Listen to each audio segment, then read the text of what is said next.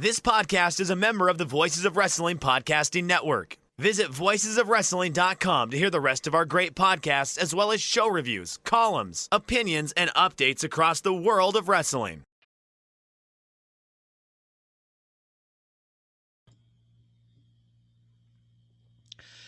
Shake them ropes. Jeff Hawkins, Chris Novembrino back for another week of fun and hilarity and snark. Lots of snark. This week's show brought to you again by Manscaped and MyBookie.ag. More on them later. Chris, I spent the last 15 minutes of SmackDown in the Thunderdome. What was it like for you in the Thunderdome, Jeff? Well, you know, Tina Turner was singing "We Don't Need Another Hero."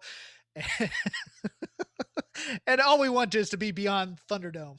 No, a little annoying. I'm going to be honest with you. It's nice to be able to watch the match, and I like the feed of the commentary in my ears as opposed to like on my speakers on my TV. It was very nice. But there's an obvious producer in there who's just giving way too many stage directions. All right, keep the energy up. Let's see your booing. Okay, we got the yes chants right now. Everybody do yes chants. You know, that kind of stuff. And it's really, it's a little bit of a detriment, but overall, you know, it's a cool way to watch. It's just one of those things where it's like, all right, dude, I'm sitting alone in my house and you want me to cheer. It's just, you know, maybe it's an age thing. Like, you know, this is made for 13-year-olds when their demo is 49 and over. But, you know, it was one of those things where it's like, it's kind of a cool experience, but at the same time, it's like being in a TV show and having somebody in your ear, you know, giving cues and stuff like that.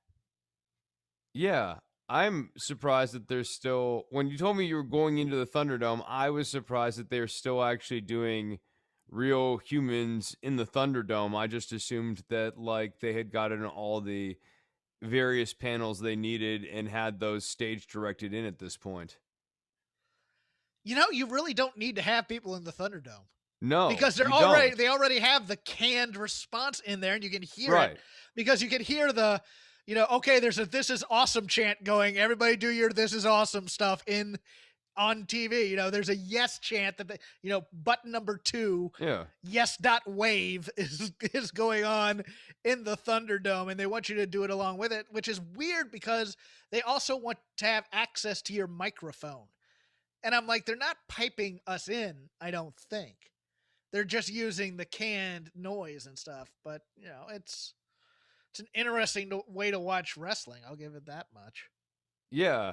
Well, and it's certainly interesting to have some firsthand reporting on it because, this process strikes me as strange this far into the game. It just seems like why not have the audio cues because they're piping in the audio. Why not just have video that corresponds with the audio? So that you're getting the response you want at the time you want it, at the intensity you want it. Like, this show is so heavily produced at this point and not really allowing for organic, meaningful audience feedback. Just program in the response you want then. We're on video and giving you all the responses you want as well over at the Voices of Wrestling YouTube channel. I upload this every week. It's the easiest upload I do every week compared to the audio. The video upload for Don't Worry About the Government to be the easy part, and like the hard part's the audio. Yeah, and I am now a year older. Thank you for those of you who sent birthday wishes. Chris did not, but that's okay. Oh. Okay, so we're bringing that up on air. I actually had like a heartfelt moment with you prior to the show, but like, okay, no, that's cool. That's cool. Sorry. No, it's fine. No, it's your birthday, so it's okay. I'm fine with it because it's you're 1 year older. Happy birthday, Jeff. You're a valued friend. I appreciate our time every week. Yeah. I'm too damn old to be doing wrestling podcasts, I think. Apparently not. You're still here. I'm still here. Well, find another. You and Cody could do this podcast. And I'll Oh, just leave. Cody big leagues me all the time. Cody, As well, he Cody's should. like, I have a very busy schedule. Yeah, all right, Yeah, sure. he has a life. Probably, doing dungeons and whatever it is. Oh, no. If you want to complain about Chris's hatred of Dungeons and Dragons, you can tweet him at DWATG. Roll a 20-sided dice before tweeting it. Yeah. Roll for what do they call it? Priority initiative or some shit. Initiative. Roll for initiative. Yes. Yeah. Whatever it is. Roll for. All right. Now, Hawkins. I need you to be very quiet right now for a change because you're always talking. I just need you to bring. Yeah, you know what I'm talking about. Bring it down. Listen. Can you hear it? No. Okay. Well, all right. So this is the Gibson Les Paul. It is known for its sustain. They say you can play a note and you can just hold it, and the sustain just lasts forever. Okay. Yeah, you just hold it. Can you hear it? No. But you could. But that's from Spinal Tap. You said you only saw that movie once.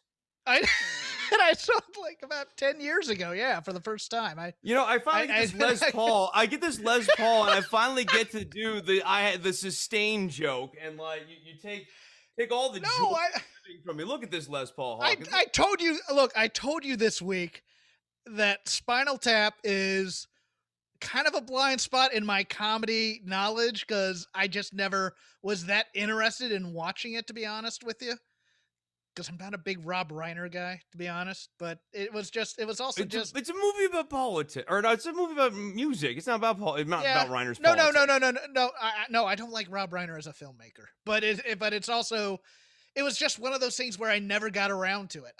Somebody actually bought it for me, and I never got around to it, and I don't know why. It's a movie everybody has a movie that everybody else has seen, but it's a blind spot to you. What's yours, so I could do references to it? No, I've seen every movie. Okay, fine. I'll figure out. I had a lot of free time in my 20s.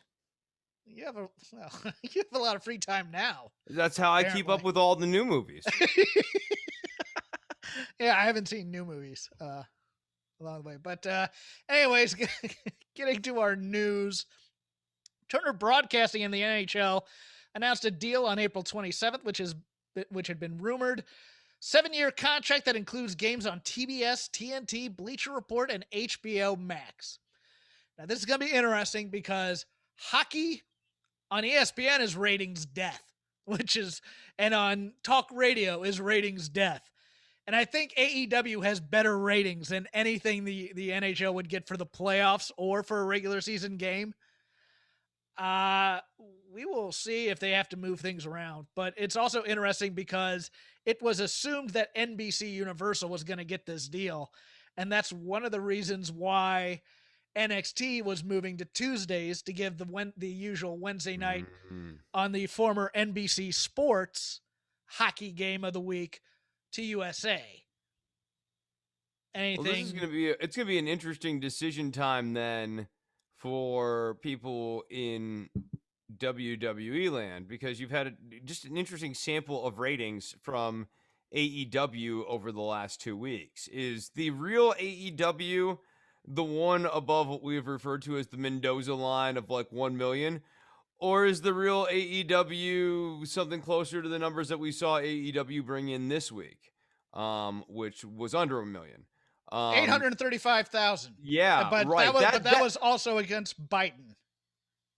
Ratings juggernaut Joe Biden. Yeah, I mean, it's still sufficient enough. I mean, even though it wasn't, it wasn't the usual, because first-year presidents don't do State of the Unions; they do an address to Congress. Yeah, it right. wasn't.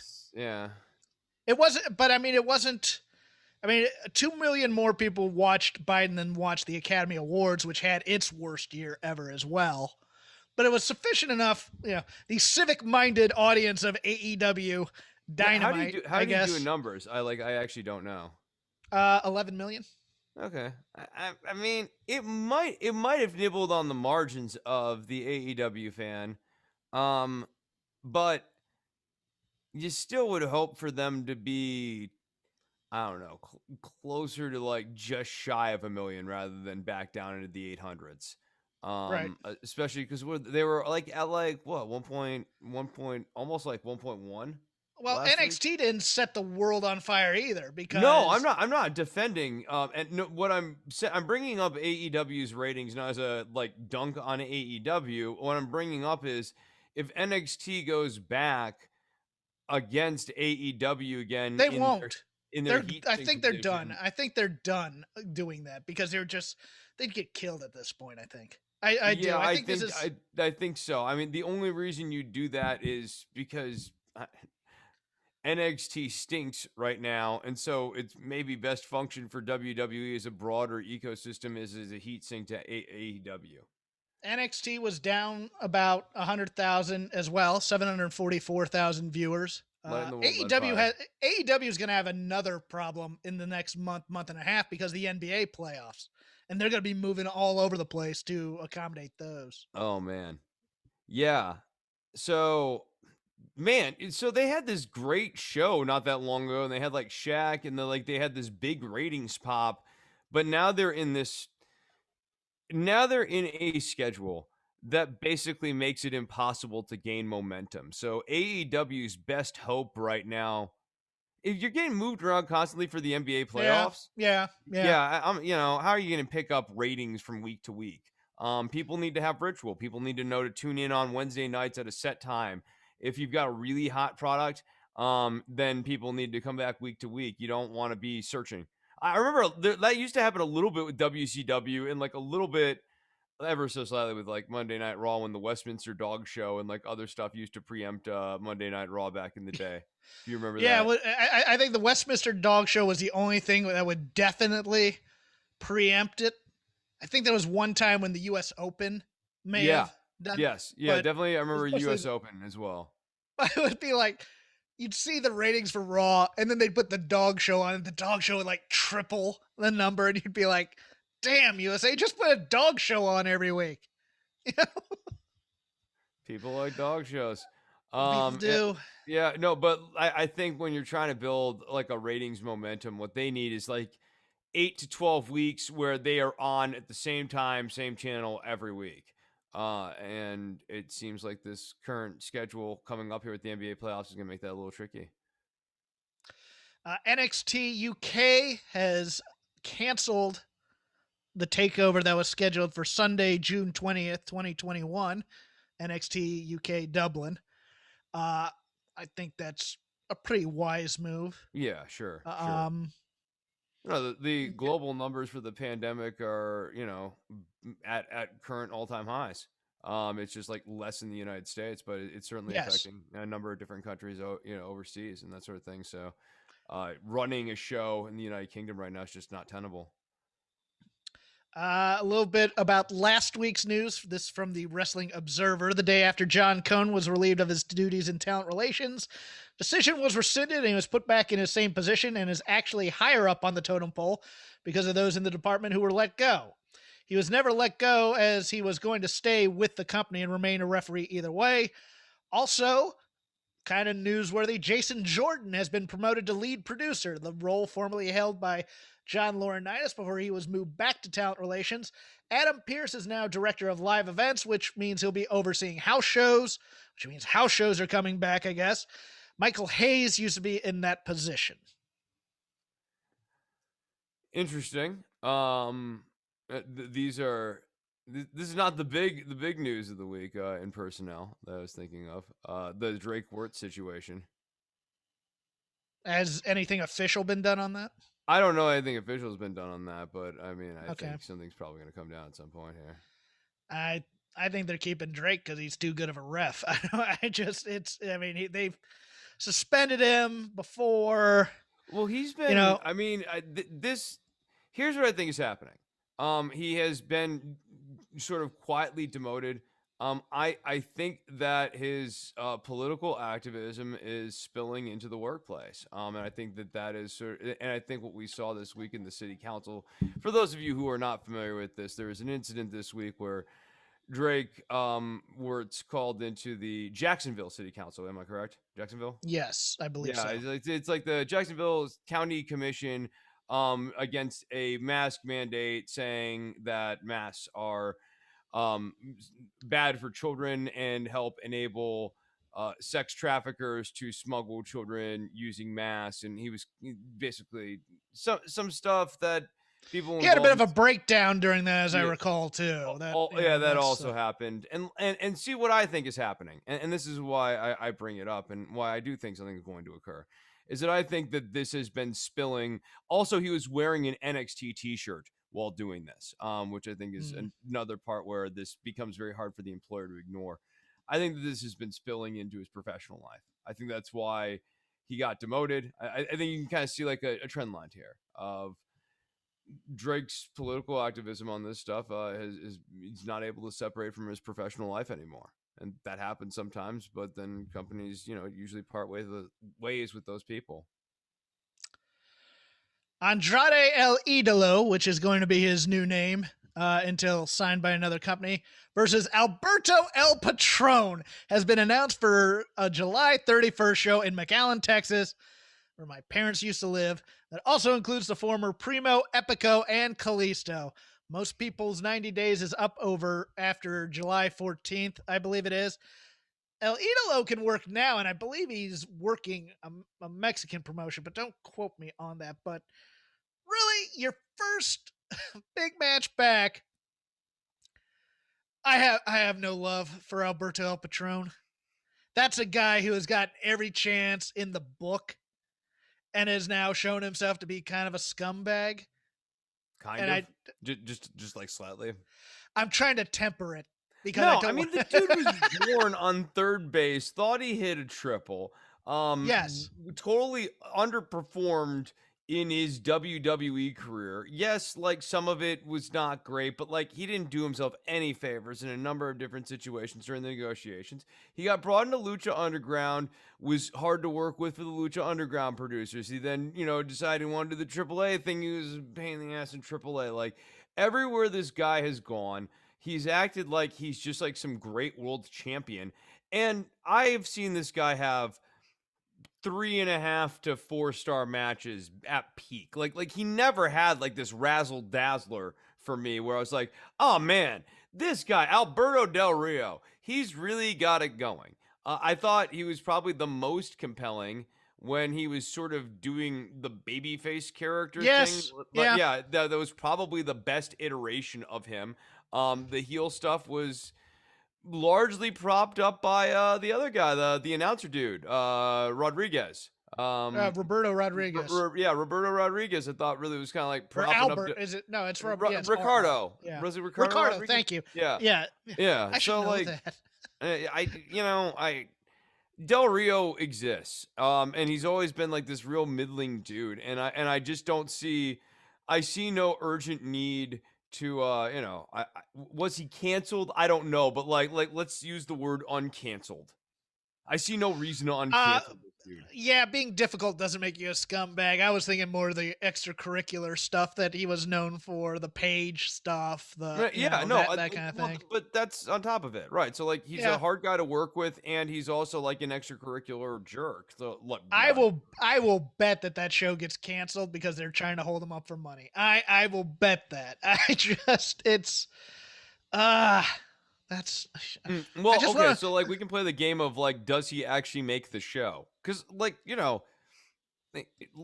fantasy world where every one of these people you named off actually showed up and turned in a good performance, this would be a jammer of a show. On like for like a low level indie lucha show, like Primo and Epico are still pretty decent. Like what's his name? The other one, Kalisto. Kalisto's good.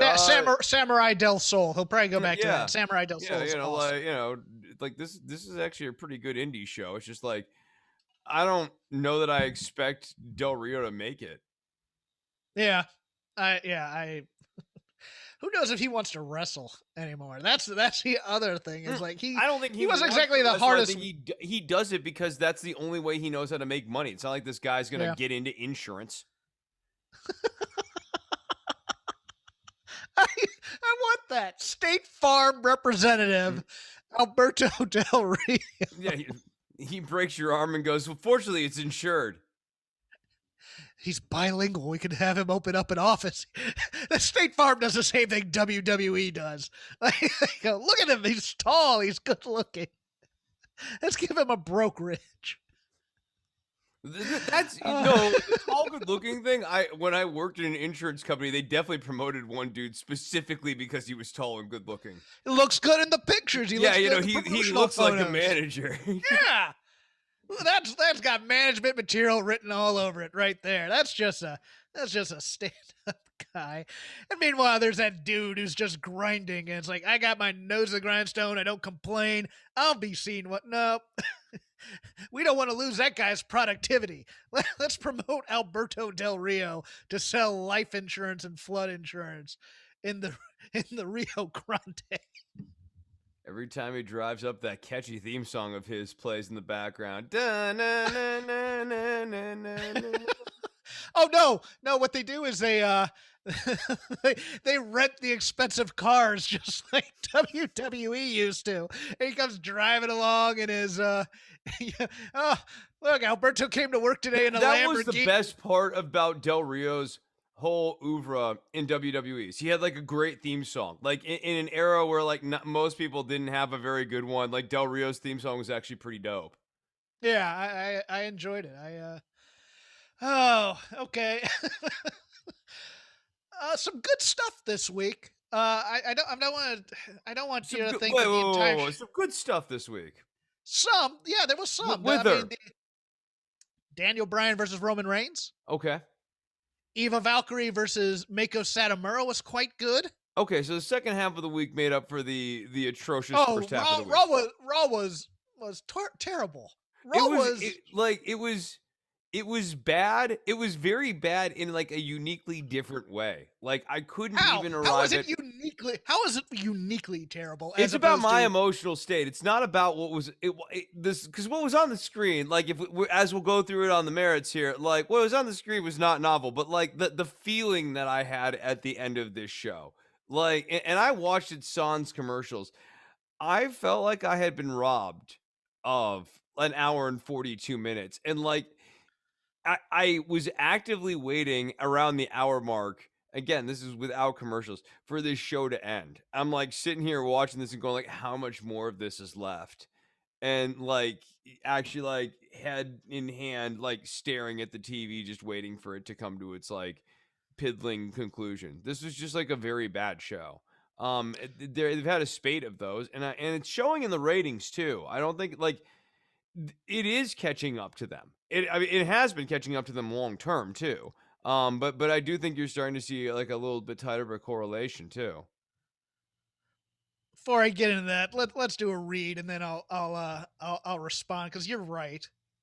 Naturally, you're correct, but let's talk about our sponsors, MyBookie. Racehorse or workhorse between the NFL Draft and the Kentucky Derby, there is no shortage of odds, props, and horses to take advantage of and win cash at mybookie.ag. Kentucky Derby Saturday. It's awesome. I've been to one. It's quite a lot of fun. Predict who will go first or last in the draft and everything in between. Tons of props, tons of value, and it's all available at your fingertips now. Will it be Trevor Lawrence or Zach Wilson to the Jags? Spoiler, it was Trevor Lawrence. If you got a feeling you can cash in on this and more at MyBookie, make sure you hit up the website on May 1st, that's tomorrow, for some freebies because they're celebrating the 2021 Kentucky Derby with a host of free games, spins, and chips available throughout the day in the MyBookie Casino. Whether you're looking for a legit blackjack experience fit with live dealers or just looking to bet on the next big event, there's only one place to do it, and that's MyBookie. Sign up now with our promo code ROPES to get your first deposit and matched up to $1,000. Use our promo code ROPES to get a free deposit bonus and start your day off with a win. It's always good to start your day off with a win. It's rare that I get to start my day off with a win. Bet anything, anytime, anywhere with MyBookie. MyBookie.ag. Once again, the code ROPES, ROPES. And now Raw talk. Yes, when it started off with the two big men bickering, and you just knew there was a can I coexist angle coming. Braun being kind of a jerk, Drew being a stupid babyface. It's all these, they only have 3 plays. Really. Yeah. They have the right. 2-on-1 match. They have the tag team partners who can't get along. And what's the other one? The two guys who can't get along go up against the tag team champions and maybe beat them. Yeah, that too. Yeah, outcome doesn't really matter.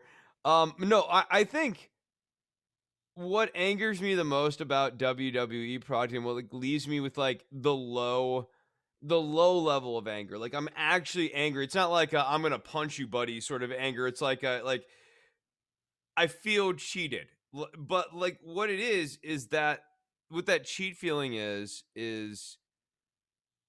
WWE wrestling is supposed to be a place where anything can happen. And WWE television right now, especially blue and red brand, but also really NXT at this point, is a place where you know exactly what is going to happen next. And it's contra to the fundamental energy of what makes it's kind of what makes AEW exciting. They sort of use certain tropes like the aftermath, like aftermath, a little too often here. But Yeah. at least AEW attempts to make wrestling sometimes feel like a place where anything can happen. And you never get that vibe on WWE television. And you even get that when they attempt to do a pull apart once a year. They only do it once a year. And when they do it, everyone does it in this super rote way, there's no sense of chaos. It's like Undertaker here comes the security guys. They yeah. break free and they jump over the other security guys because our security guys are inept. Yeah. Yeah.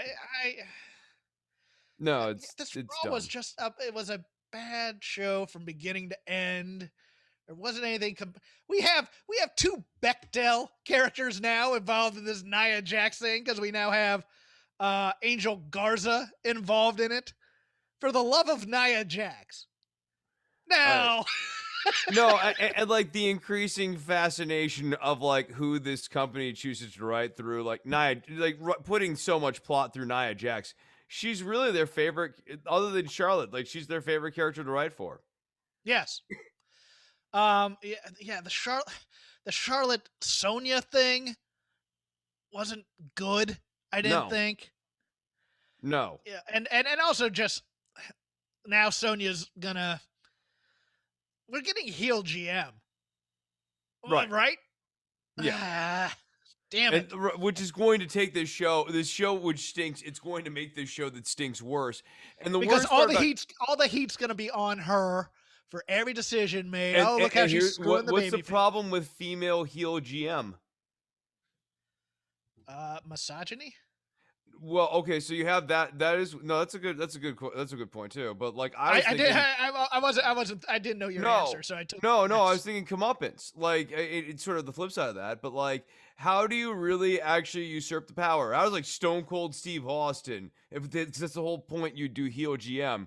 Stone Cold is gonna come out and stun beautiful Sonya Deville. Oh yeah, that's gonna get over the baby face. Oh, we're getting Stone Cold Mandy Rose. And Mandy Rose is gonna come down.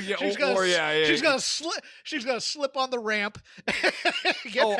Right. And that's the other thing. I don't think so, based off of Mickey James's comments this week about not doing a women's television show. And so to your point, the answer, if you were going to do heel Sonya Deville as GM, which I do think they're going to do, the way out of that would be to build up a really strong female babyface character. This is just kind of playing with it here. Bianca Belair's opportunity to really usurp, become the main babyface in the company.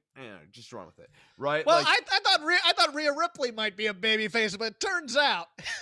Right, or Rhea Ripley would be another good one where Rhea keeps getting Sonya Deville upset and everything like that. Actually, would be a fun visual juxtaposition and would make some sense.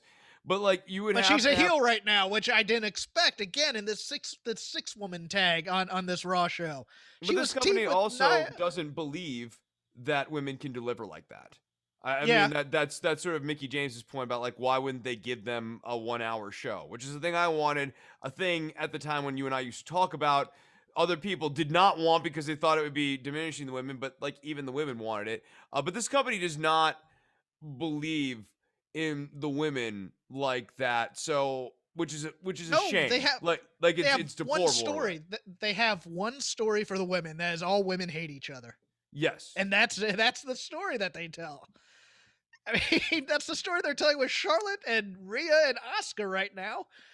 Because you they can't tell don't who's even who. really know how to build. No, like even Bianca. Like Bianca is sort of really Yeah. only exists insofar as she doesn't like other people. She's the Like EST. I'm the EST. yeah, she's I'm the the EST. EST. I'm the EST. No, And like yeah. all of them have bravado. Like they're strong because they have bravado or whatever, and they Mhm. all don't like each other, and like that's the whole thing. Yeah.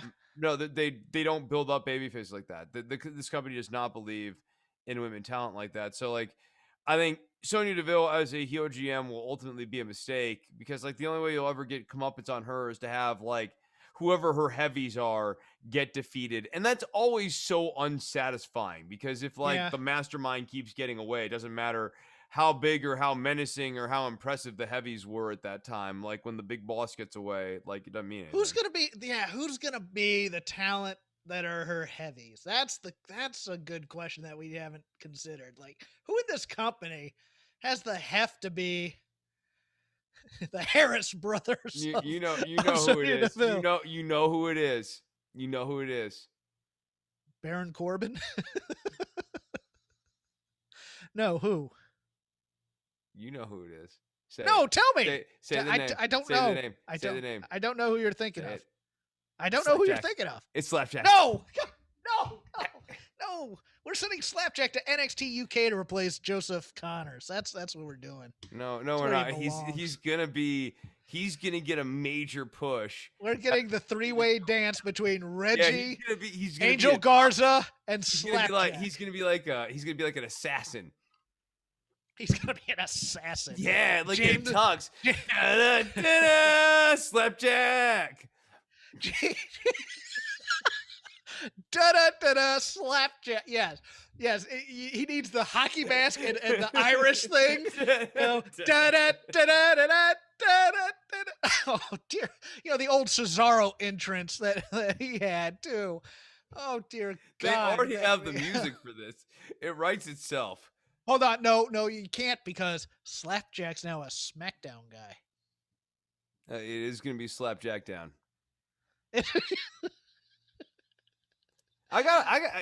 Get at me, writers. I can fix this program.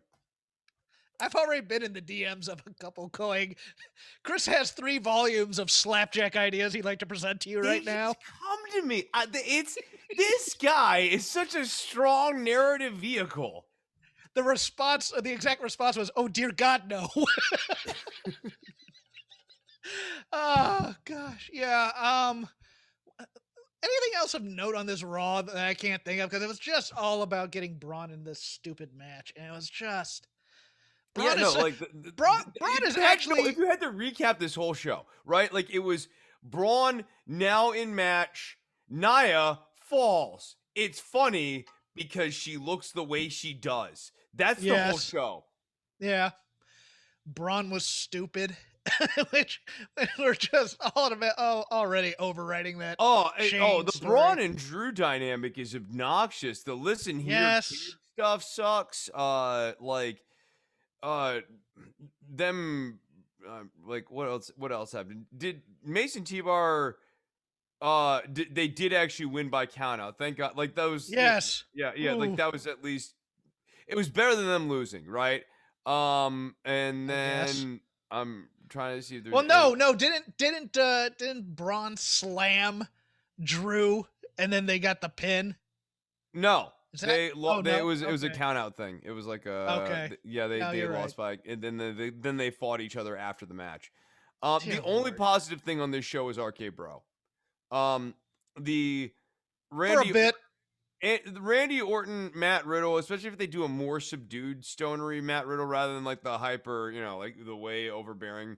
Like there's a little bit of a charm with Randy Orton and Matt Riddle. Although honestly, I like them more, facing off with one another. So like that's I'm trying to think of anything positive to say about that show. The RK Bro, the only I howled at the comedic I'm from the Earth, delivery dude. of what planet are you from? Earth.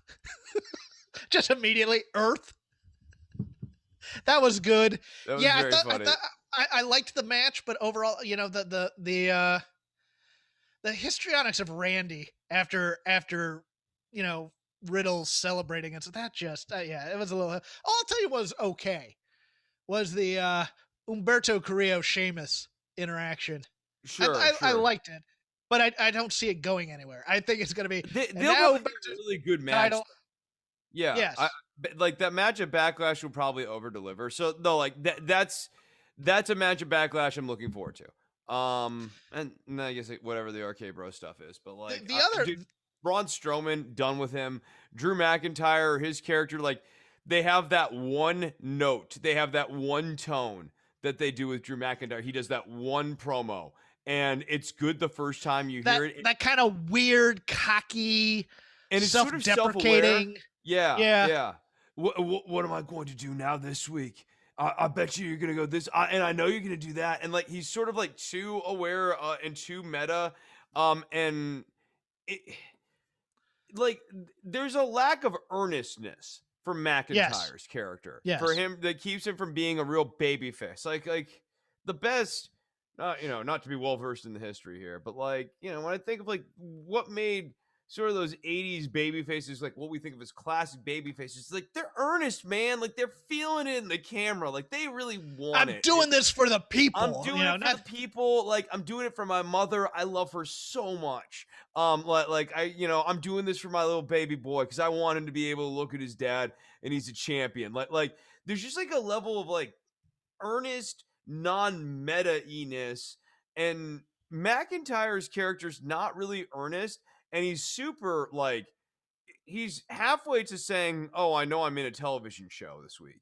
But and like, he loves the company. I love this company. Yeah. I love working for this company. Right. Like, right. And it's a company, not a sport, which is a small point of distinction, but I think it matters. Like, the company thing moves you closer to the meta commentary stuff. You know who hates his mother is Slapjack. That's not true. That's not true. What is wrong with you? Everything. I'm going to host these meetings from now on so that when you do something dumb like that, I can mute you for 5 minutes. What? Okay, that's fine. Mm-hmm. You can also produce this show and clip the audio. I'll produce it. I'll produce you right out of it, Buster. You keep that's it up. Fine. I need the day off. Slapjack rules. And the other problem is if you are a WWE completist, as all podcasters are, I guess. I don't know. Oh yeah, you got to do them all. I like to think of them as Pokemon, and if you don't catch them all, it's sort of stupid. And what's the point of living? But Tuesday they're doing meta commentary on the Can They Coexist stories that they always run with the Drake Killian Dane thing. And now I liked the first few beats of this NXT. I liked the Drake Killian Dane thing was like a way better version of this though than they normally do. This was actually like a different twist. I mean, they do this to your point, they do it a lot, but like this was like totally different.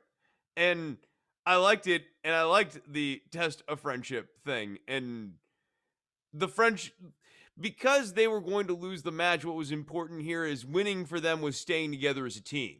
Like the win for the team was that they stayed as a unit.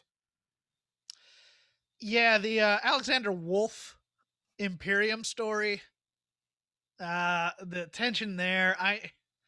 Unless the only way it would save it for me in terms of a story choice is if Alexander Wolf said I wouldn't use the chair because it's not sacred to the mat, like keeping in the Imperium theme type of thing, as opposed to this.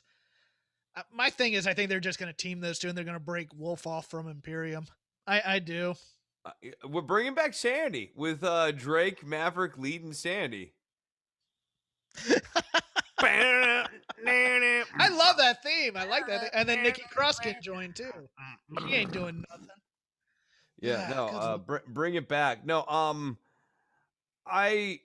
don't hate it. Here's why. Imperium does the mat is sacred thing. They try to feign like they have honor or whatever. Here is Alexander Wolf actually having some honor and not hitting his friend in the back with a chair while he's on the ground.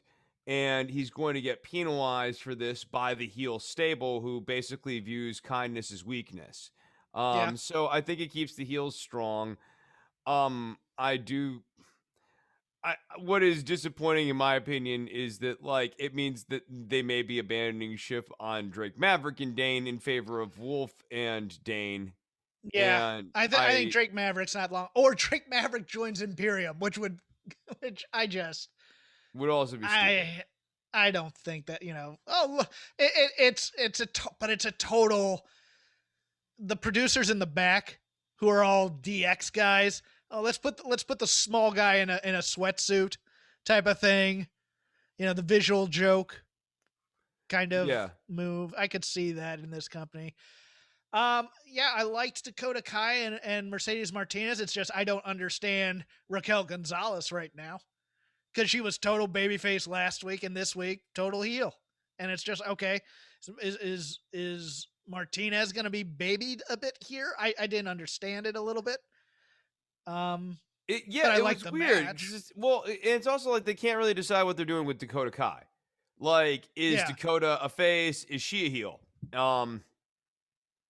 Like, I think they're very into this Dakota turns on Raquel storyline, and it's a classic storyline.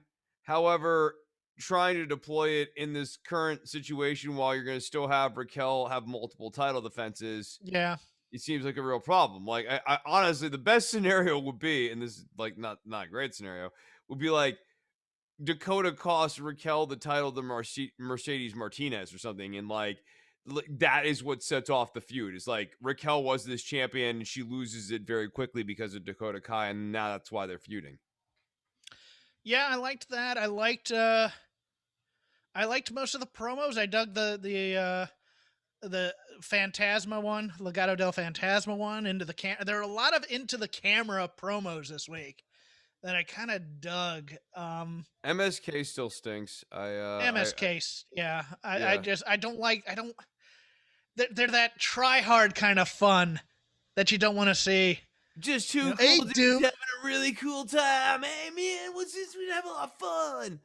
We're Ninja Turtles. Hey dude, cowabunga. Let's eat pizza and hang with Splinter. When you're a kid, he's the adult who's come into the room and is like trying to be a kid like one of y'all. Whoa, that's totally cool. What are you guys saying? Wiggity whack? Yeah, I'm down with that. Absolutely. You see MTV last night? Cool. Do you have the rundown of NXT in front of you?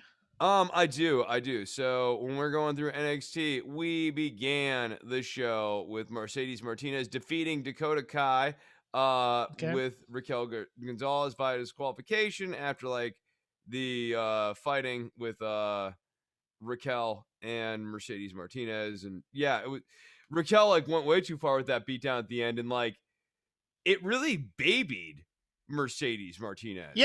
Yeah, like it would have been one thing if Mercedes was coming out here as a heel and like beating down Dakota Kai as the little friend and making it like a mission statement essentially to Raquel. Like, hey, like what would be like impactful and actually could be an inflection point for a number of things is if like Mercedes like lights out Dakota Kai with like one big kick. Dakota like runs in and gets just like knocked out. And so then whenever Dakota's, barking and talking about how tough she is, we still have this one moment where she got like completely clowned by Mercedes Martinez. And that's always in the back of the head, Raquel Gonzalez's thing.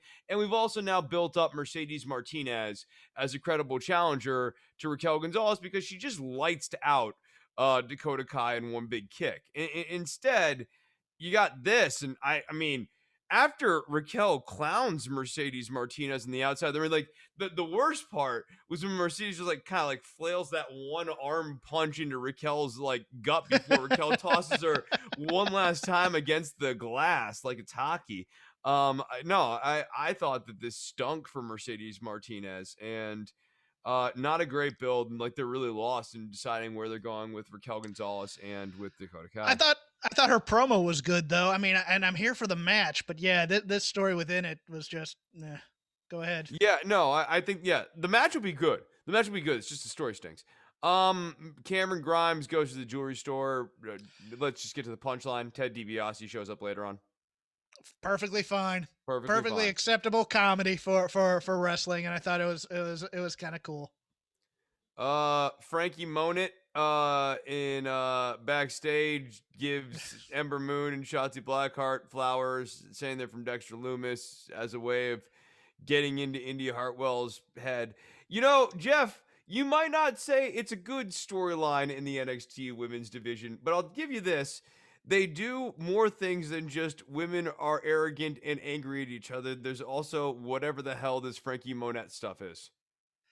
Although the Frankie Monette stuff is now derivative of the who's giving so and so the flowers that they did with Naya. It's a That's kind of true. weird. That's true. Yeah. You know, No, it's dumb. This Frankie Monette's not light my world on fire. yeah, arrogant, classy one. I get it, but we already have a bougie one, so it's And it's like yeah. she doesn't even really come off as like classy. Like Yeah. yeah, it's like she comes off almost as like South Dallas hipster, like goes to brunch person. Like yeah, I don't have that reach of tell me more about the South Dallas brunch crowd. like Because we had Kyle O'Reilly playing the Sunset Boulevard in Hollywood brunch crowd last week. Cool Kyle is a radical dude. Totally tubular. He likes the Descendants this week. Great band. What a hip and interesting and gnarly fellow Cool Kyle is. What more can I really say? Next we have Zeta Ramir defeating Tony Storm.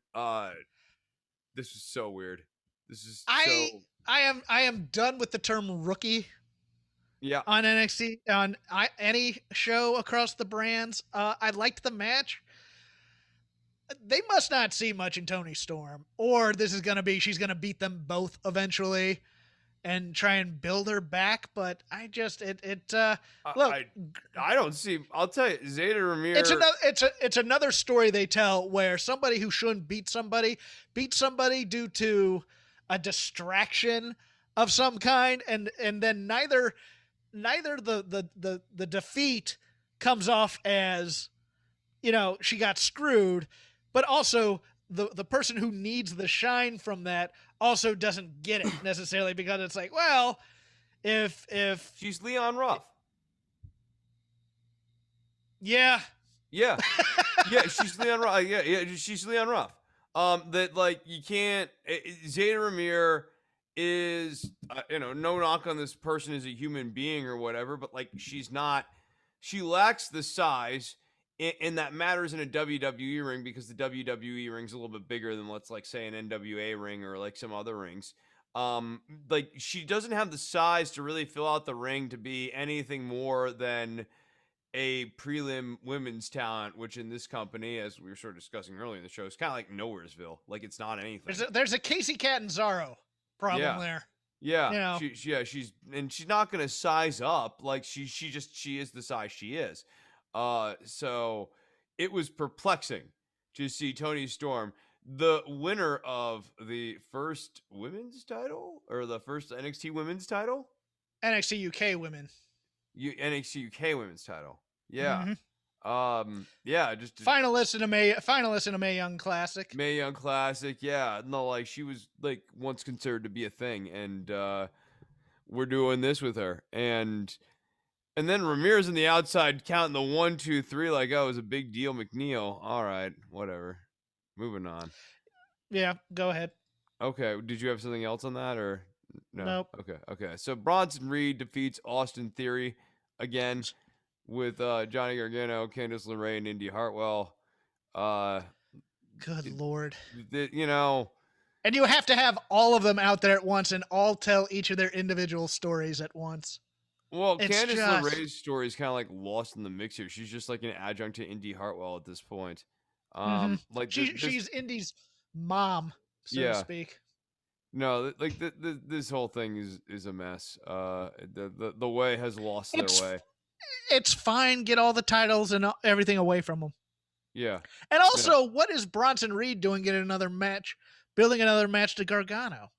I don't know. Like I've seen this story, like Yeah. and Austin Theory, like repeated losses to a guy actually does sort of hurt you.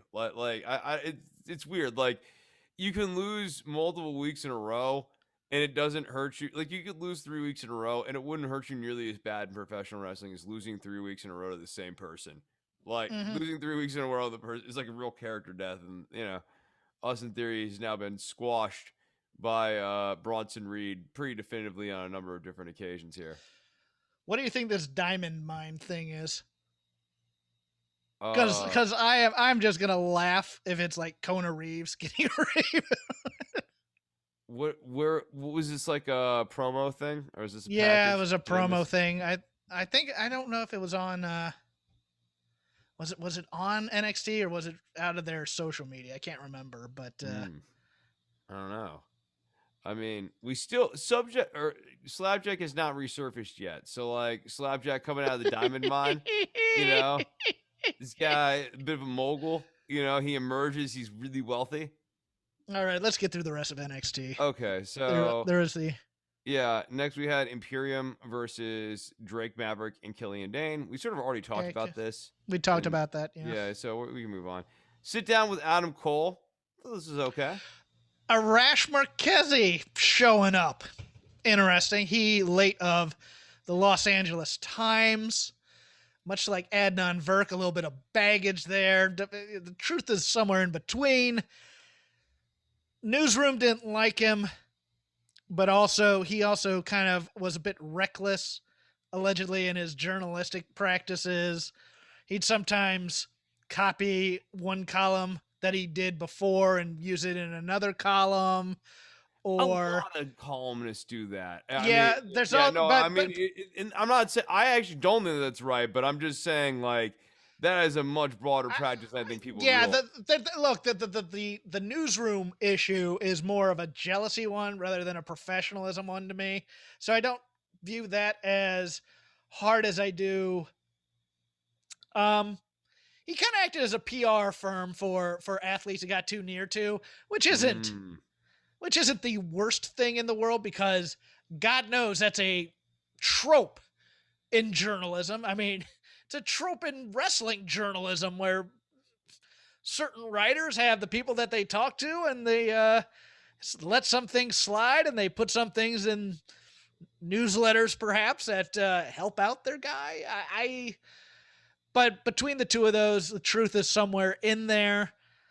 But yeah, Resh Marquez now in the fold. He did the pre-show, I believe, for WrestleMania also. So see what happens. I mean, I liked the Adam Cole thing, but it's like, well, what was the point of that then? Because Kyle O'Reilly's watching it.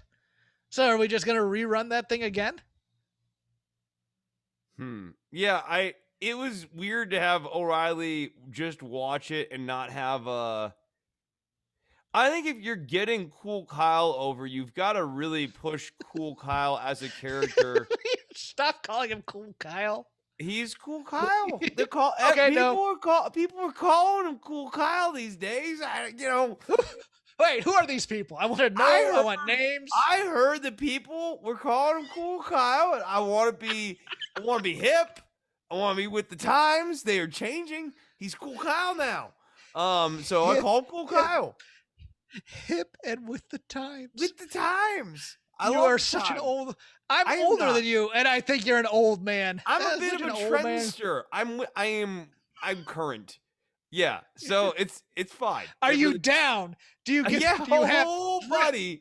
I am way down with that, bro. Word. So it's like my favorite part of the Pat McAfee tuxedo with shorts thing at WrestleMania, where I think it was Cole got mad at him, but Vince goes, "No, I get it. I'm hip."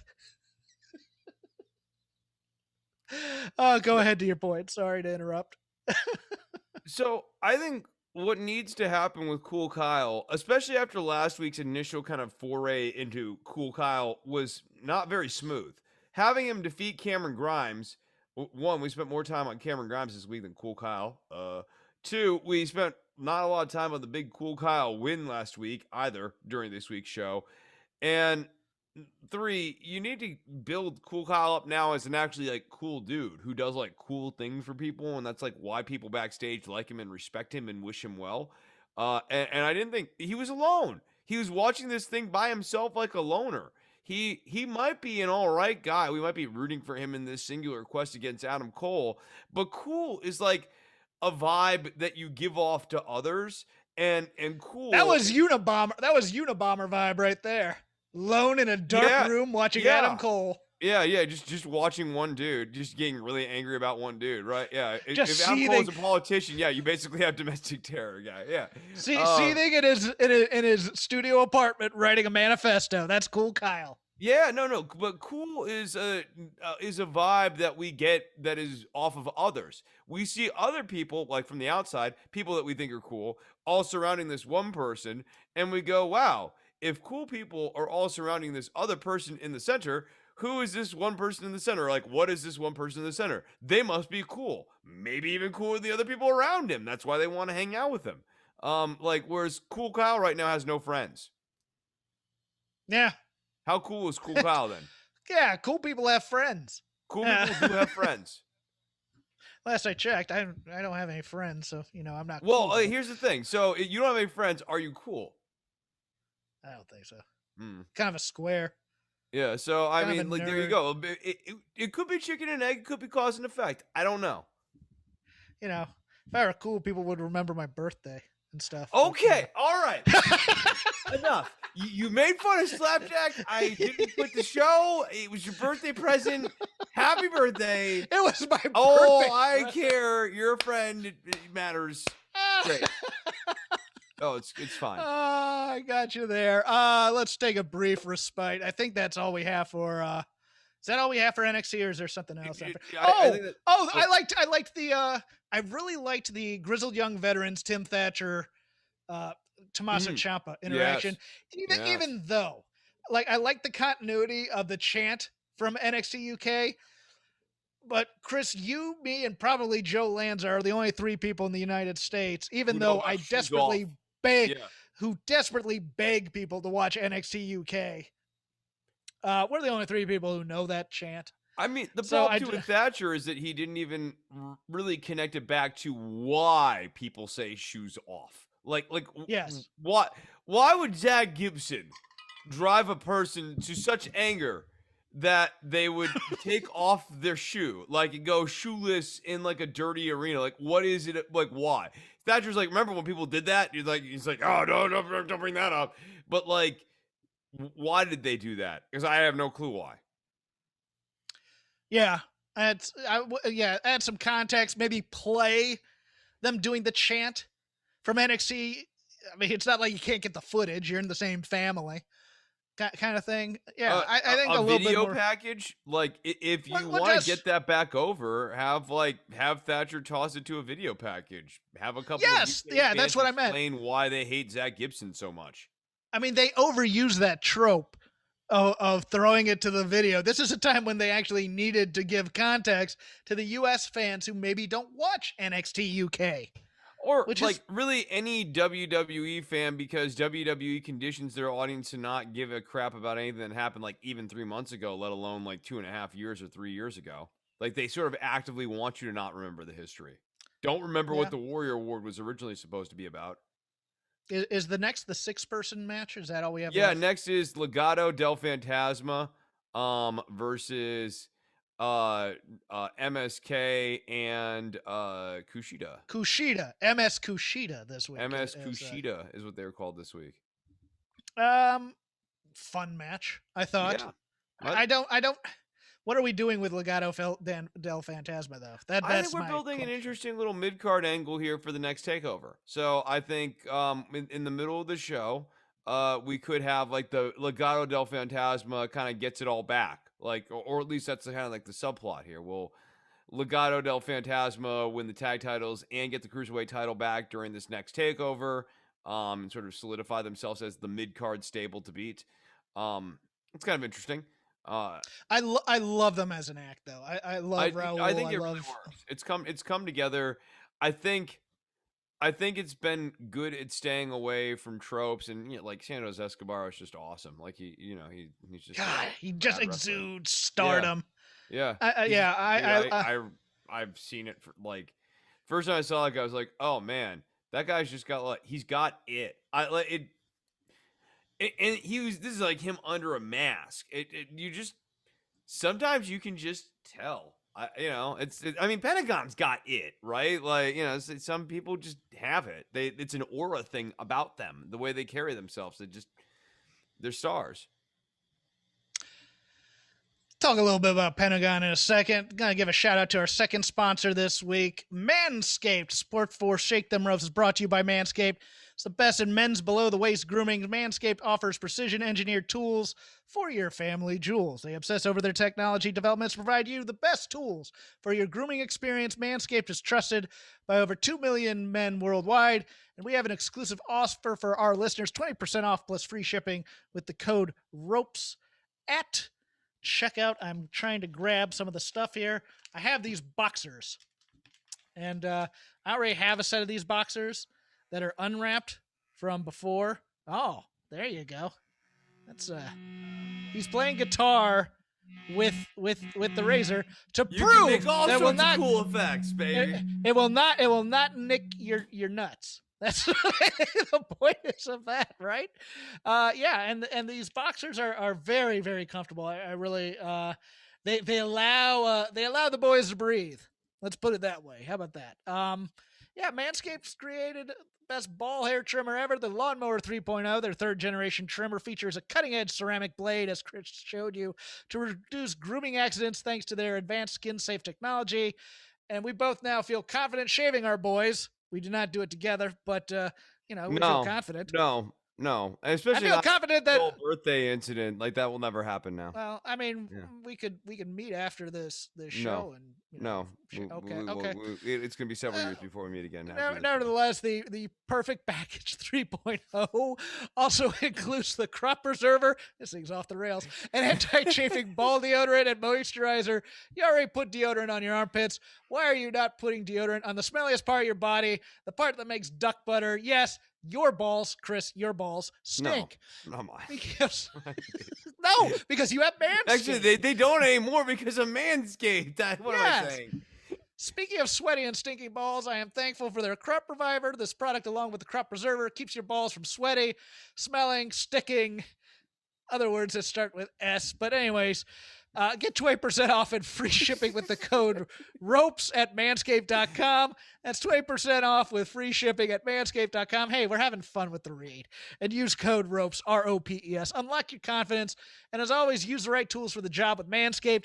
I'm waiting. I told you this last week, right before we went to air. I am waiting for the lawnmower nose hair trimmer, or not lawnmower, it's the weed whacker. That's what they call it, the weed whacker nose hair trimmer. Like that'll I'm very interested in that. No, that's a product I would be appreciative of because man, nose hairs, they stink. They just like they're up there and then they drive me crazy. It sucks when you're up close talking to someone and they're just staring at your nose hair and it's like, oh damn, I didn't trim those. I need to get those out. Or like I hate catching it in the rear view mirror. So like I'm driving and like all of a sudden I see in the rear view mirror I'm starting to get a little bit of a mustache going in my nose. Yeah. Once again, that's code ROPES, 20% off plus free shipping. We shift to Wednesday AEW. Speaking of Penta L0, this was the first 5 minutes of this match was the most WWE Penta we will ever see. I think. I saw an account this week that took this Penta El Cerro match with Trent, and then he interspliced Orange Cassidy, you mean? Orange Cat was it Orange Cassidy with Penta? Yeah, and then spliced it with the match with Trent, and like it's the same match. Penta's just having the same match with the same spots over. And like he's just not doing anything inspired anymore. They don't have anything interesting for him to do. He's sort of stuck in this dead end. He can't go after Kenny Omega because like Kenny Omega and the Bucks have to like have that whole top spot to themselves for the foreseeable future here. He's not in contention with Darby Allin at this point. And Allen's kind of on his own track with the TNT title. So Penta is like stuck kind of in mid-card hell in the tag division, which is now essentially absorbed back into the Kenny Omega storyline. Like the Bucks may lose the titles at some point here, but like with the Bucks and Omega sort of being interlinked and them all having the titles and having like a big stable that has all the titles interlinked, it really leaves Penta nowhere to go. That doesn't excuse him phoning it in like all these different weeks, but like I kind of feel him. Like this guy is potentially like a main event dude. Like you could totally see him in a main event angle against a guy like Moxley or whatever. Like you could see them headlining a show or pay-per-view with like Penta versus Moxley, Penta versus Omega. But they haven't had anything interesting for this dude in eons over there in AEW. And the addition of Alex, I was done with him trying to interfere here. My it was issue really is how they use him. It's not Yeah. Alex. I actually don't. I think that the character would be fine if they had better things to do with him, but they don't. And they've introduced Alex for want of more interesting things to do with this guy because there's no title that Penta and Fenix can credibly go and challenge for right now inside this entire company. There's nothing for them to do. They're just doing stuff. So like, yeah, he's phoning it in. It stinks. I sort of don't blame him because like they got nothing for him and nothing for him on the horizon, at least in the foreseeable future. This is not a featured act right now, stupid as that may be. And though he might frankly be a better champion than other people, like they got nothing for Penta right now. And so yeah, it just stinks. These Penta matches are completely forgettable.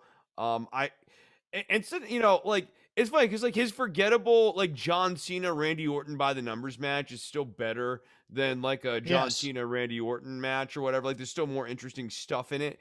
But like you start to see him do like the tope suicida. We do the finger spots. Like you start to see him do his 5 moves of doom. And like you're like, okay, Penta's 5 moves of doom are like way better 5 moves of doom than a lot of guys. But he's still doing a 5 moves of doom match. Adam Page loses clean in the opener to Brian Cage. That was interesting. I thought that like it made a ton of sense in retrospect, but like I loved that it did not feel like a foregone conclusion. And this is something that AEW does right from time to time, and I would like to see them do more of this. And this is really what wrestling needs a little bit more of. At least once a week, you need a match where the outcome of the match is not clearly obvious. And like that, it's like at its core, fundamentally just a wrestling match, which is what this was between Brian Cage and Hangman Page. And it's going to be like a lower mid-card match. Obviously, you can't do this with your big main event angles. Like those have to still be sort of angly type things. But like there needs to be a wrestling match every week, like a wrestling match that frames the whole show as like, this is what normal feels like. And so that when they deviate away from normal, we have normal earlier in the show to have that as context. And then you can also have this additional wrinkle of like, oh, wow, that was an unforeseen outcome. Huh. And then you can think about it and go, okay, well, they really weren't doing Hangman Page versus the Young Bucks or Hangman Page versus the Elite, right? Like they really weren't teasing that, but they were also building them up. So like, how's that going to play out? It makes a lot of sense in hindsight, but I loved this move. I thought this was an interesting pairing. It's an interesting match to have kick off the show. I liked this match. It was a cool match. It was maybe a little short. It's going to be interesting. Number one, I don't know where Page is in the rankings. Was he number 1 contender? Yeah, if he was. No, like, you need to make a little bit. They needed to cool Yeah, him but you also need to make a bigger deal of that. Like the number 1 contender went down this week. That means the ratings are the rankings are. I think they did. Wide open. That's okay. I think moving Cage up, yeah. And then like Starks can cost Cage or whatever in the future. Yeah. Yeah, and I think it may also just start separation between Page and the Dark Order, because I think they're gonna fold them into this elite angle. I do. I think that's the. We'll see. I don't know though.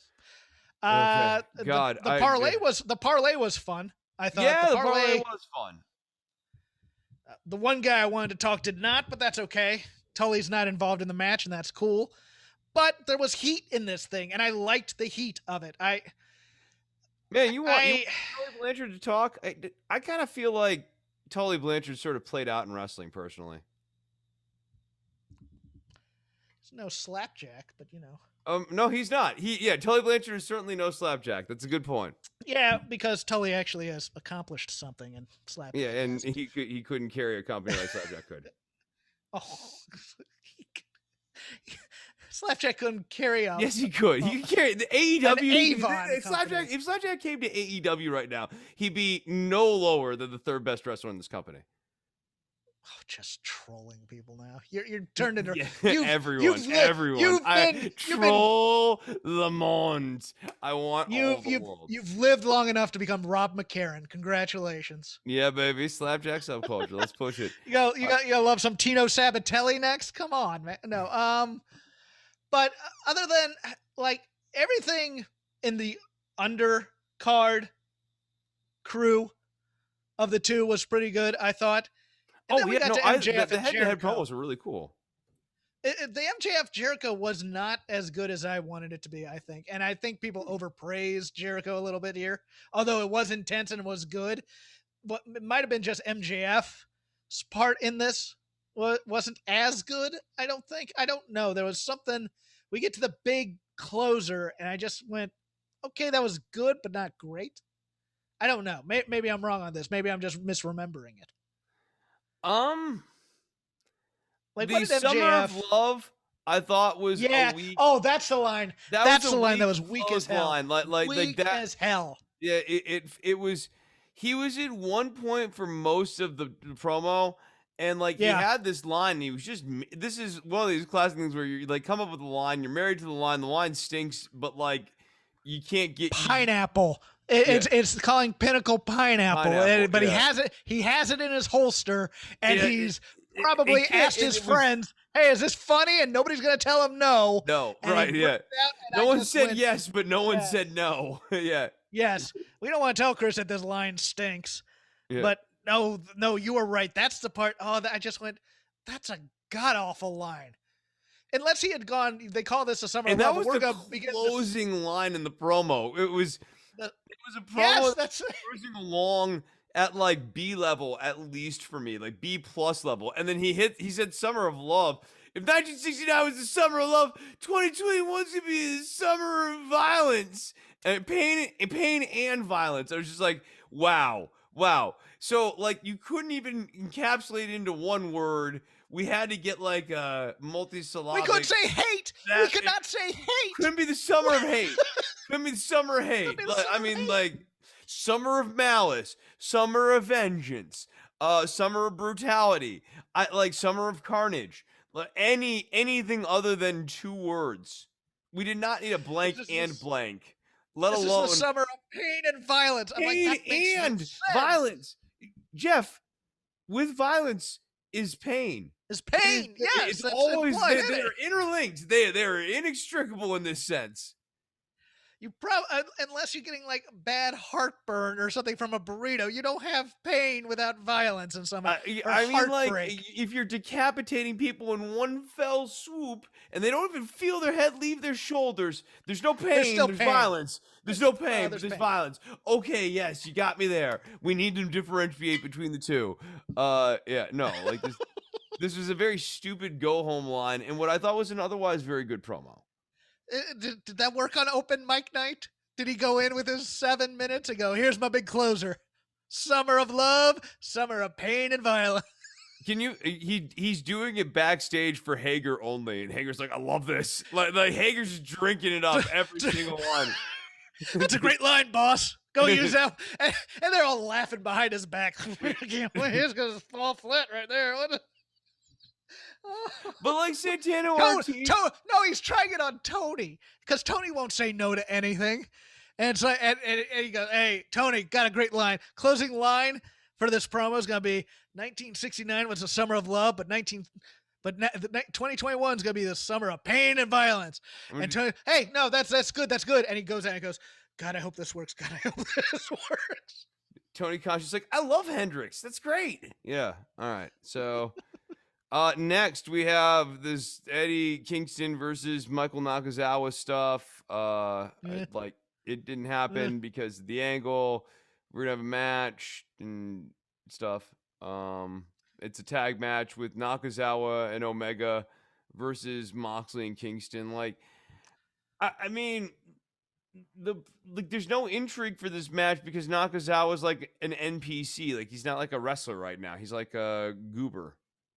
Or literally a goon. They literally call him goons. Like Cutler. He's a hired goon. Him and Brandon Cutler, the young boy for the Cutler young and boys. Nakazawa have been downgraded from wrestler to goon level. So like red shirts. They are the red shirts. Omega and a goon versus Moxley and Kingston, which means it's going to be like an angle. Like there's not going to be real wrestling next week. So yeah, there's a difference between this and, say, if we want to go into an old school angle that did it well, when Dusty was going after the Horsemen and he took out Ole Anderson first by taking out his leg, and then Arn's next. You know, I'm going up the pecking order here, as opposed to no one cares if Michael Nakazawa's ankle is broken. No, you know, do Gallows at least. You know, get him in there. You know, you can break either of the Good Brothers' ankles.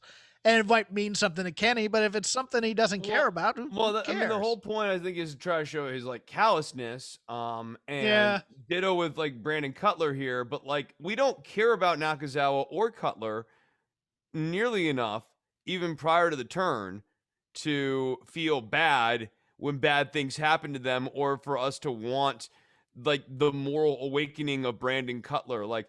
Oh, Brandon Cutler, please get back to your Dungeons and whatever's again and throwing your dice. Oh, Michael Nakazawa, please. Shading the role-playing community.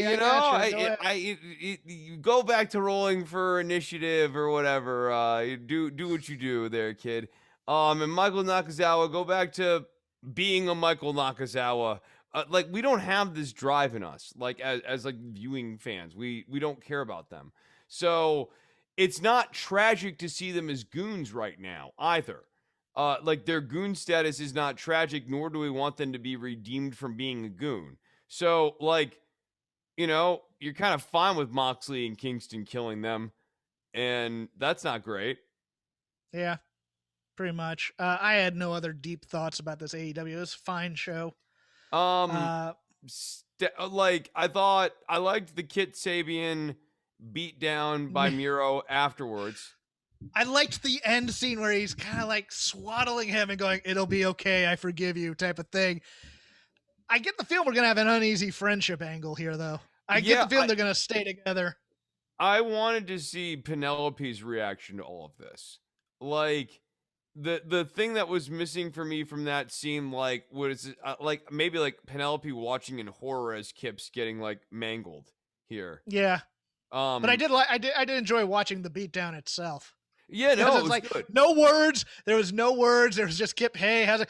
And Miro just went into it like he'd been holding it back for 3 weeks. So I thought that was perfect. Yeah.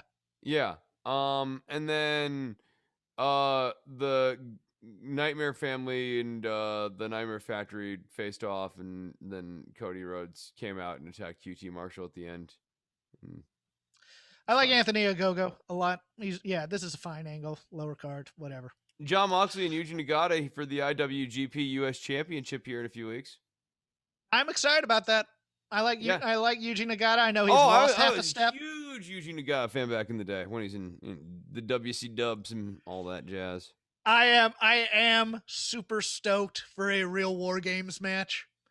Much as NXT kind of filled the void there, give me the roof. Give me some blood. Give me guys that hate each other. I'm in. I'm in for this. And I think Pinnacle has to win, and I think Sammy has to lose it for them. Or Jericho, one of those two. Okay, that's interesting. Like maybe Sammy's the weak link here and he loses it for him.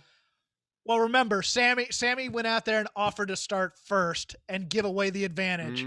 So if he gets beat down over time and eventually is the one to surrender, I think that's the most interesting choice. That would be interesting, especially if Spears could actually procure the victory. It'd be very interesting if Spears was actually like kind of the hero in this match. Do you have the NXT UK lineup in front of you by chance? I do, because you're gonna have to take us through it. Well, I'm gonna take us through it, but there's only one real sour note on this show for me, and the rest I'll give my thoughts on. So while you get that up, Sure. some pretty good vignettes. Some pretty good vignettes this week. I thought. Okay, go ahead. What's the match with Teoman? It's Teoman versus Rohan Raja with the former Gurjit Singh. Yes, Rohan Raja introduced. This is his debut. I'm really excited to be here. I'm here. Wait a second. Born in India, or I think born in India, raised in England or in Australia or whatever. He introduces himself in this thing, comes out, doesn't lose, but basically Teoman rips his arm out of his socket in a crossface. So he's pretty much a loser. I hate these types of debuts. They did this with the Jamaican Kofi guy, where it's like, yeah, he idolized Kofi Kingston in Jamaica. Come out and lose. What are we doing? The debuts should matter. Debuts need to be just a squash match to introduce. I say this over and over again. Teoman, you should be debuting a guy. It doesn't matter if he gets offense in on Teoman, because you've been building up Teoman as the next heel for the last 3 weeks. Yeah, he's still not built up. Like, I'm reading the summary of this match, and like, this guy, this actually seems like an interesting match. I'm gonna need to go back and watch this later. But like, the issue is that Teoman is still not really established as a character yet, and like, you can't have an establishing match that's establishing two different people at the same time. It just generally does not work.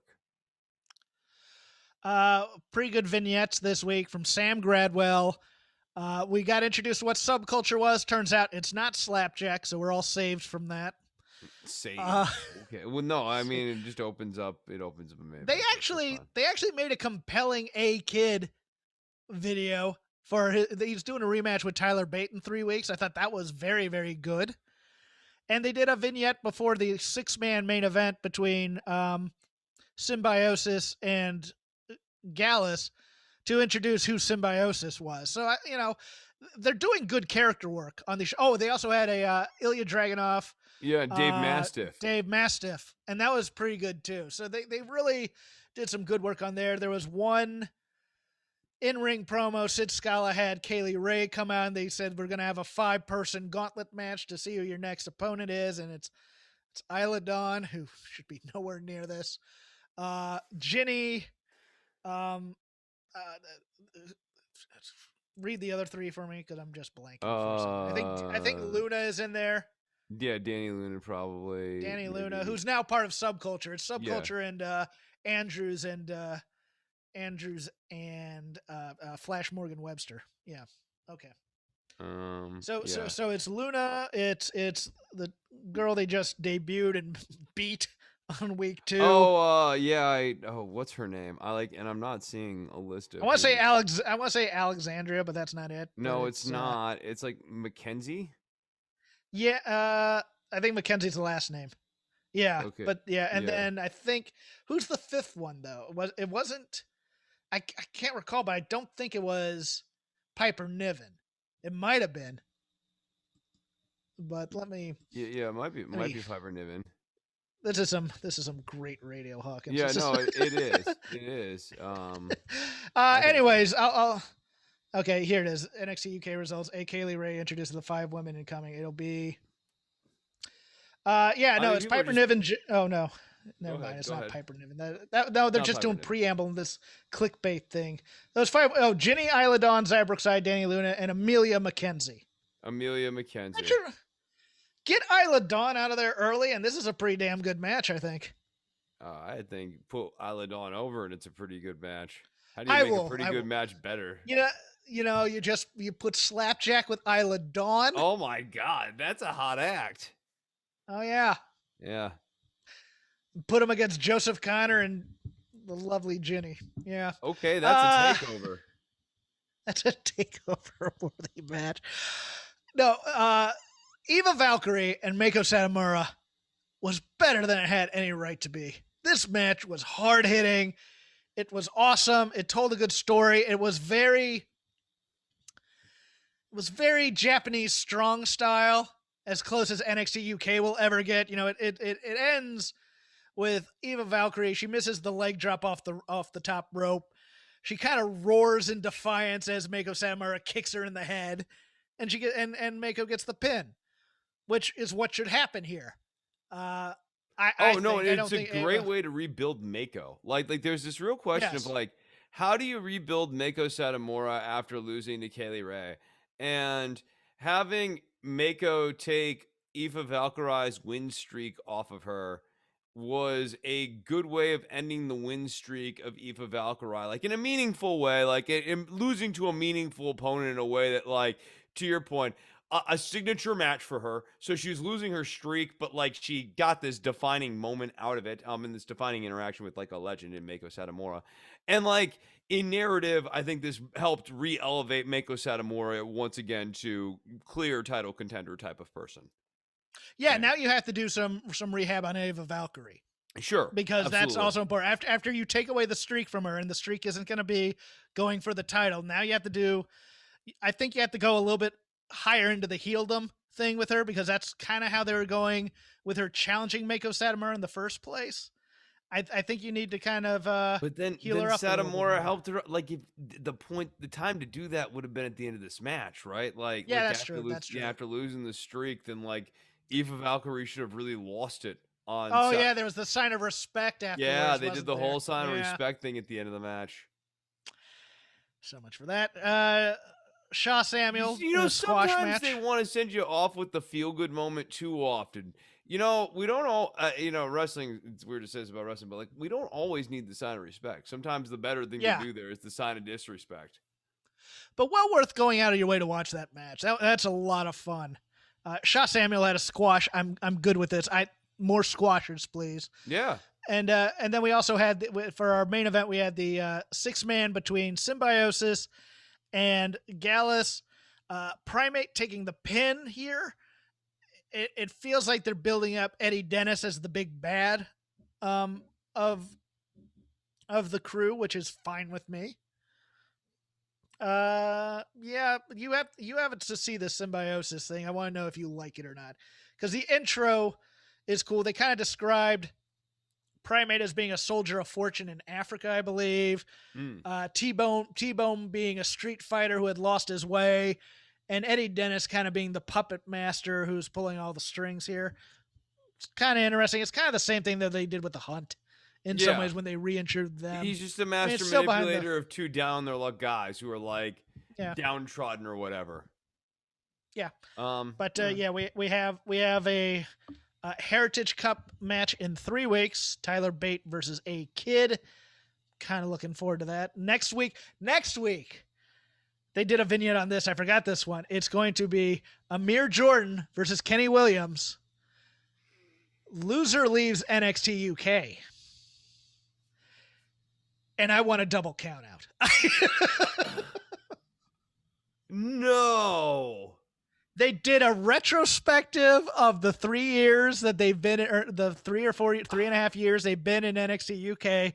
Yes, Chris, you're gobsmacked. Said you're going to lose one of them. It should be Amir Jordan. I'm sunk. You see this? You see my posture? I'm solid. I don't understand the bit you're about to go into, but I want to see it. I was already in the bit. I was sad. It's not a bit. It's the true emotional state that I had. Well, it's okay. I want you to picture your 2 best friends, Jeff. Picture them. Now picture one of them's dying next week because the other one's killing the other one. Am I in the will? Apparently not. No, continue. Yeah, and that's how I feel. That's how I feel, and that's how you would feel if you were invested in this story like I was. But we get rid of Amir Jordan, we bring over Slapjack, and he can be Kenny Williams' new friend. He didn't need to be. Slapjack does not need to be friends. Slapjack needs friends. He needs friends. No, Slapjack has friends wherever he goes. He doesn't need Kenny Williams. No, because he never takes off the mask because he's shy. And no, he doesn't take off the mask. He's a party dude. Oh, really? A hockey mask makes you a party dude? Yeah, lots Expound of on that. Yeah, you ever go to parties? Yeah.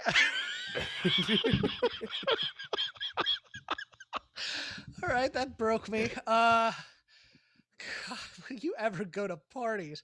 Yes, in a hockey mask with a giant knife. And I chase teenagers all the way around. That's what I do for a party. I mean, Chris. okay, you watch these serial killer movies, right? Like, so often they're just lonely children wanting to have friends. That's all Jason always is. seem to find where a good time is, right? Now, granted, they ruin it. They run it. You're right. No, hold on. They run into people doing drugs. They run into people having sex. They run into people drinking. They know where the party's at. That's right. Yeah. They can find their light. Yes. They know where the closets are, So, yeah, the sororities, a lot of these guys, yeah. Sorority. Yeah, right.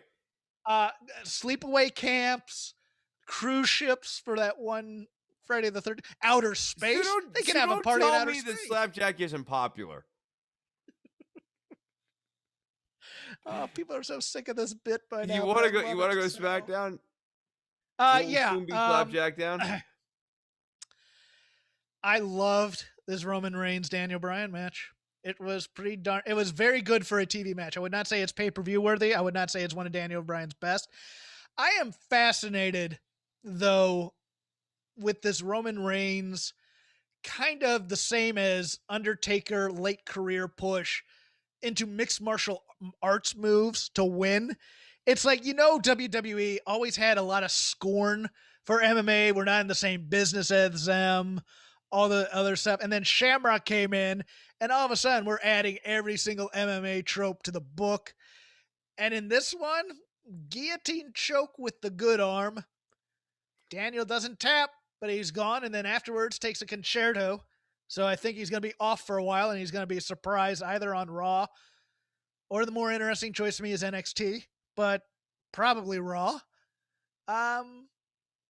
Your thoughts on this? And I also love the Heyman promo. The Heyman promo. The Heyman promo was great. The Heyman promo was great. You people saying that Don Callis is the best promo in the no. The King's still here. The King is still Heyman. No, dude. Like Callis is fine, but like Heyman. Watch talking. Yeah, go ahead. Watch talking. Heyman with like substandard material. Like he's been doing this with like this. Some of this material stinks right now, and he's still making it good. Yeah, he just took all of Daniel Bryan's gimmicks and put it into a promo and did it. But yes, watch last week's Talking Smack. It's awesome front to end because it's like watching a masterclass in improv with Heyman. You tell me he's lost something on his fastball, and I tell you he's the most compelling managerial voice other than maybe Taz, because Malcolm Bivens ain't on there. He should be. And like, I would like to watch a show with Paul Heyman having more of a creative hand, especially at least when it comes to like writing promos and stuff. Fortunately, WWE is not really that universe right now. Thoughts on the match? On the match, I really well worked. I think Roman and Daniel had like a really nice match here. The power bomb off the top ropes to go to the first commercial break looked really good. Lots of really good points in this match. I didn't like the finish. I thought that something about, you're right to cue in on this Roman Reigns mixed martial arts thing, and I don't know what it is about like Roman's iteration of this that is leaving me cold. But like, I do not care for the way the match finished out with like, he just kind of like gets out of the yes lock and just starts like hitting him in the back of the head, and then all of a sudden we're in the guillotine choke, and like that's the end.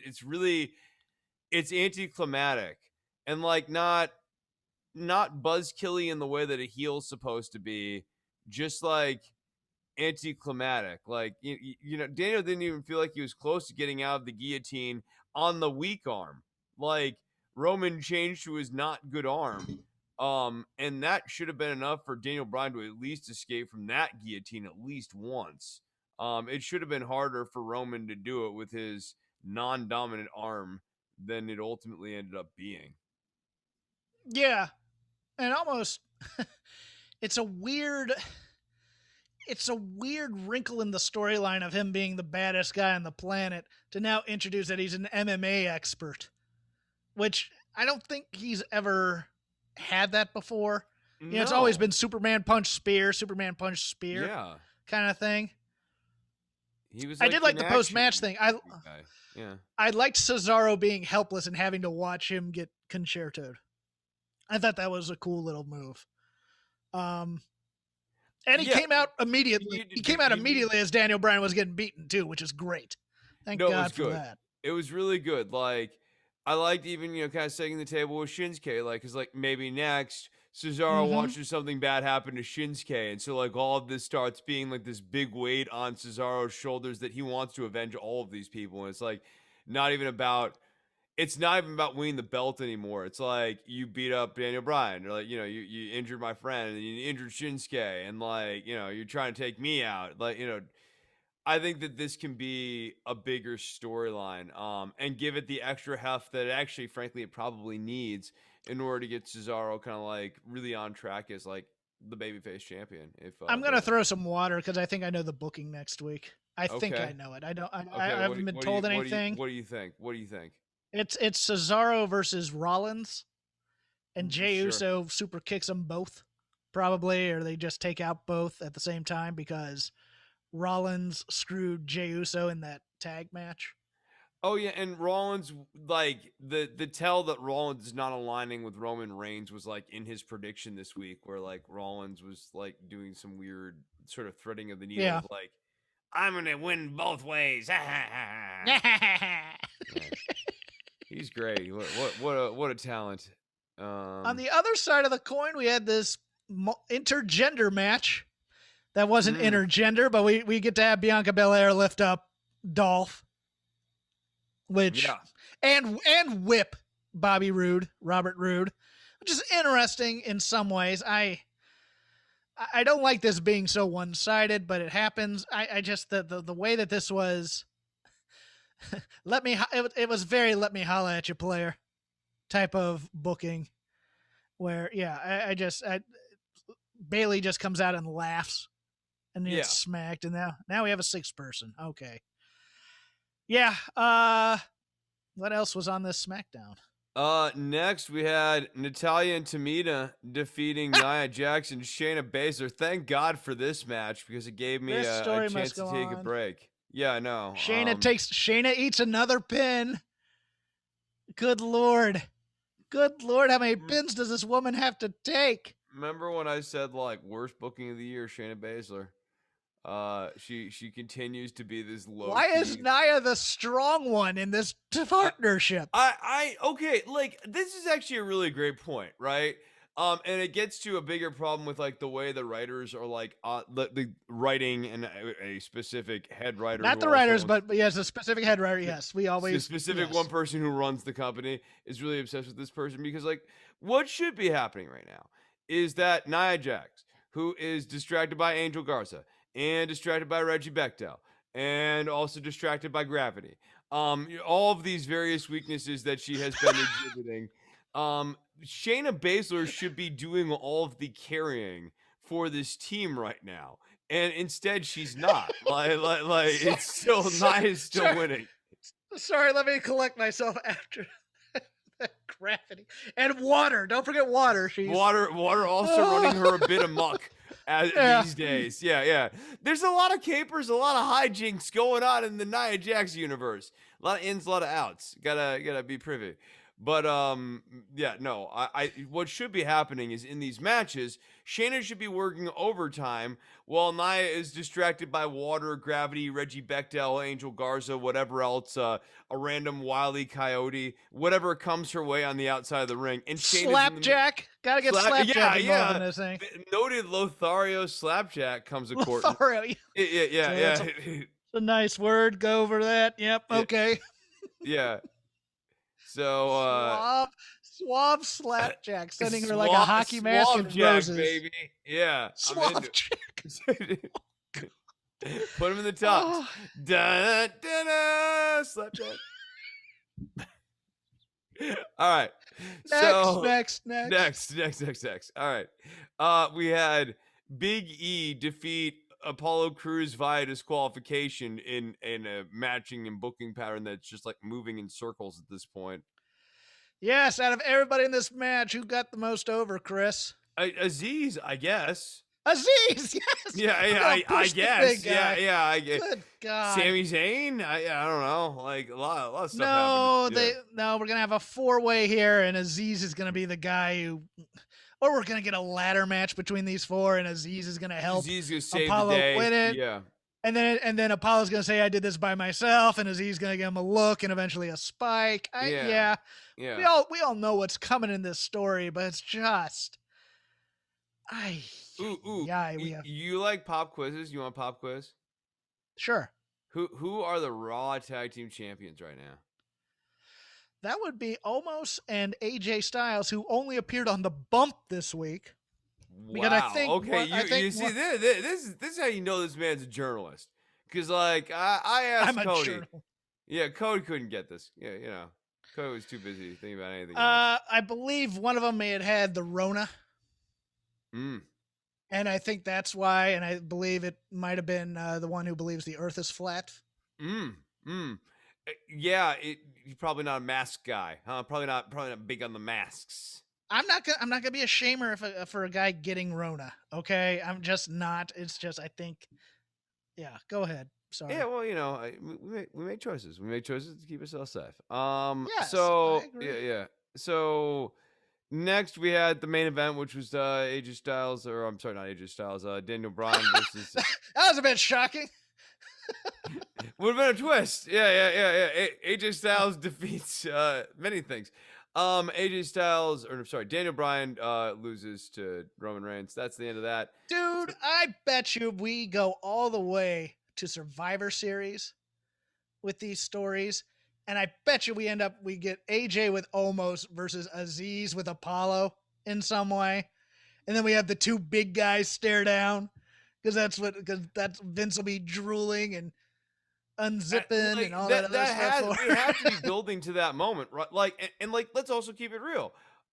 If you've got AJ and Apollo as the two workers on either side of that match, and you build to like Omos and Aziz is like the twin, you know, like kind of the what will happen when this happens, like that actually could potentially be a pretty interesting match.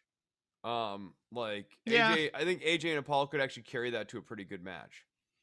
Okay, and then that's Big E with a shout out to Shock G. I was very happy about that. But yeah, Big E is the least interesting guy in this 5-way if you count Aziz. I mean, that's what shocks me about this. They have done so little to rehab that character. The push was supposed to help Big E.